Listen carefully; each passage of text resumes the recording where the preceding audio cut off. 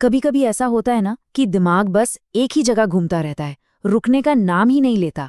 खासकर स्टूडेंट्स के साथ एग्जाम का स्ट्रेस, दोस्तों का प्रेशर, पेरेंट्स की उम्मीदें, ये सब मिलकर एक ऐसा जाल बना देते हैं जिससे बाहर निकलना बहुत मुश्किल लगता है। पर फिक्र मत कीजिए, आज हम इसी ओवर थिंकिंग की आदत से बाहर निकलने का एक बिल्कुल साफ रास्ता देखेंगे।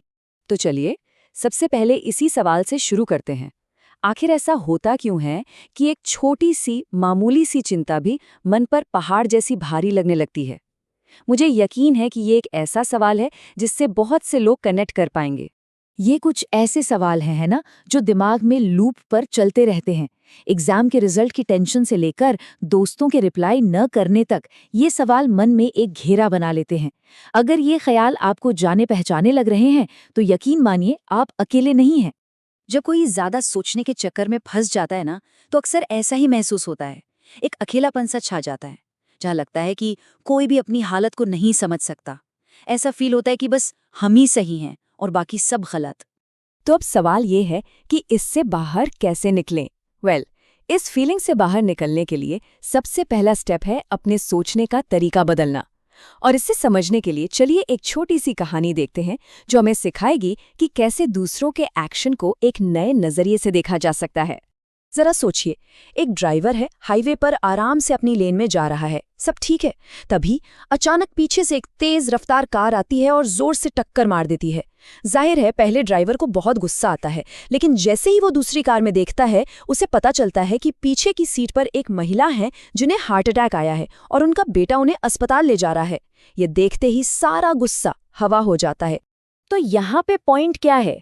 उस ड्राइवर का गुस्सा एकदम से गायब क्यों हो गया? क्योंकि अब उसे वजह पता थी।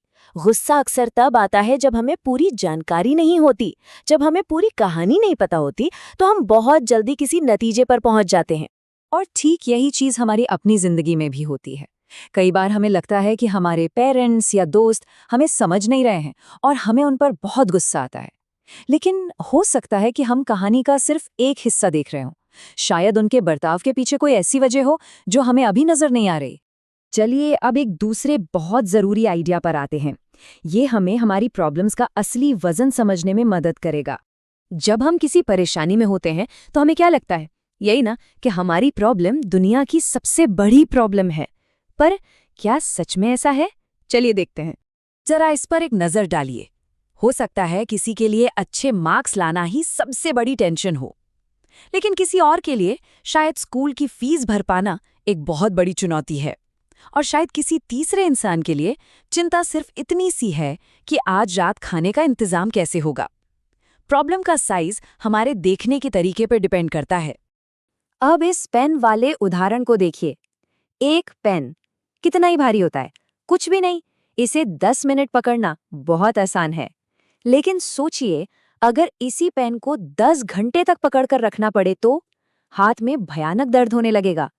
पेन का वजन तो वही रहा, बदला क्या? सिर्फ समय। और ठीक यही हमारी समस्याओं के साथ होता है।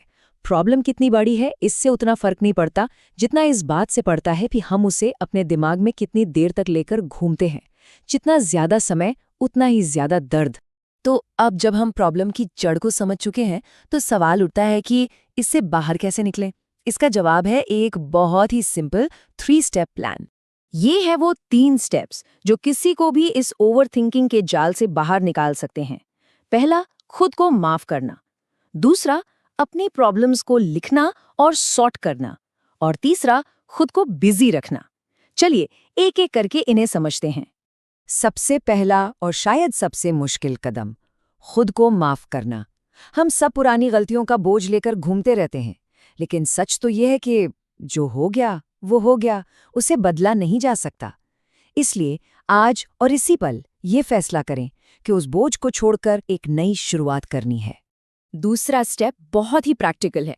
जब भी दिमाग में बहुत सारे ख्याल आए ना, बस उन्हें एक कागज पर लिख डालिए। फिर हर प्रॉब्लम के आगे खुद से बस एक सवाल पूछिए, क्या ये मेरे कंट्रोल में है? जैसे कल आने वाला रिजल्ट वो अब हमारे कंट्रोल में नहीं है, तो उसकी चिंता छोड़ दो। लेकिन 2 दिन बाद होने वाला टेस्ट, हाँ, उसकी तैयारी हमारे हाथ में है, तो उस पर काम करो। अगर कोई दोस्त नाराज है तो उनसे बात करना भी हमारे कंट्रोल में है। अपनी एनर्जी सिर्फ वही लगाएं जहां आप सच में कुछ बदल सकते हैं। और अब आते हैं आखिरी और सबसे पावरफुल तरीके पर।